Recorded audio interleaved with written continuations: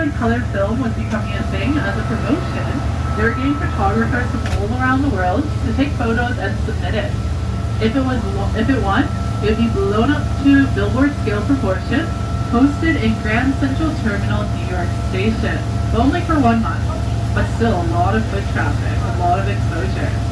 But for one guy, Pete Gales, he came all the way out here. He spent a week out here supposedly, and probably got similar views to what you guys took today. There was snow on top of the mountains, the water was just so vibrant. They also brought these red canoes out. What's more Canadian? Red canoe. What was missing? A booth. That would have just been the last piece of the puzzle. But anyways, he named the photo Spirit Island. People were wondering, why did you call it that? Oh, cool. Very nice, Kodak. I'm so sorry I don't have the photo though. But yeah, thanks to them that Spirit Island is so world famous. But he named the photo Spirit Island. People asked him why. He said it kind of encompasses the spirit of the Canadian Mounties. Yeah. Now I'll talk a little bit more about the Stonies, but first, for those that missed it, coming up on our left-hand side, again we have the Charlton Unwin Glacier coming into view. Now in terms of the Stonies and the significance of Spirit Island, like I mentioned earlier, they call it Bani Mokoche, which translates to sacred place. They came all the way out here in the summertime with their youth, and it was a bit of a coming of age kind of situation. They would spend 4 days. Oh, wait 1 sec. We're going to have a way crossing. Do hold on. Those standing. Way crossing. Very nice. Okay, where was I? Okay, so for the Stonies, they came out here in the summertime. They brought their youth out here, and it was a coming of age kind of situation. They would live out here for 4 days. Again, think back to 8,000 years ago. You're surviving off of the area. They learned about the animals, they learned about medicine, they learned life skills, as well as about the universe. And by the 4th day, they would have a massive just party on Spirit Island. It was a feast. And by the end of it, it just welcomed those youth into the next stage of their life.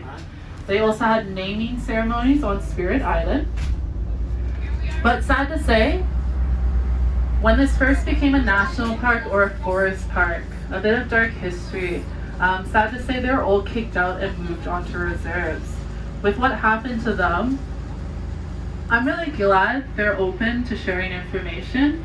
They're being vulnerable, they're sharing stuff. They're not really sure how it's going to be taken, but it's really cool that they've come back and shared information with us. But what originally got them back within this area, so everything has a spirit out here. The water has a spirit, these mountains have a spirit, every rock and tree has a spirit. Whenever they went out on a journey or travel, they would greet themselves to that spirit. So the spirit of the weather is a thunder bird. And so what brought them back here, it was that forest fire around Medicine Lake. It was a sign from the thunderbird spirit to come back in here and have a healing ceremony. So ever since 2015, they have been coming back to pretty much this area, having healing ceremonies on Spirit Island. They no longer paddle their way out here. They do take our vessels to transport them down. It is after hours. A lucky boat driver and guide get to join in on the festivities.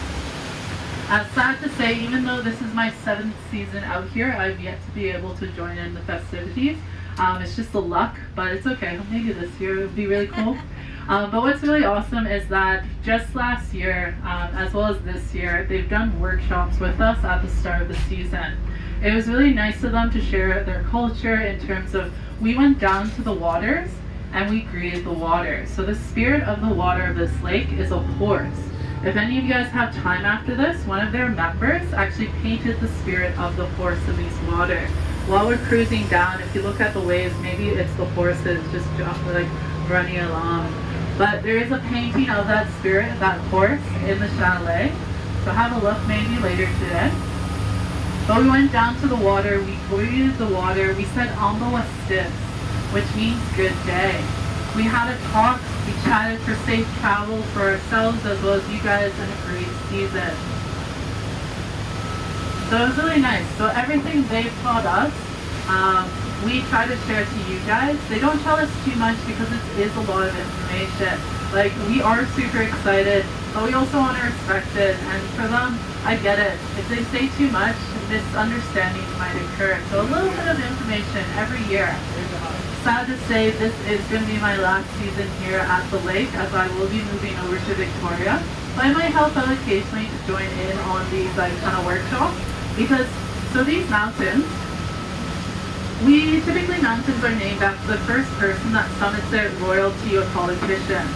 Whereas for the Stonies, they name these mountains as a story. There's like something you get from this story. So Opal Hills, where we kind of started off, they told us it's called Kiskata Iahe, and translates to Big White Goat Mountain.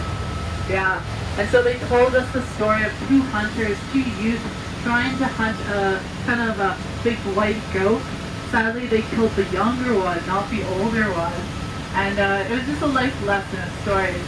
But every year they're going to tell us a different one for each of the individual mountains.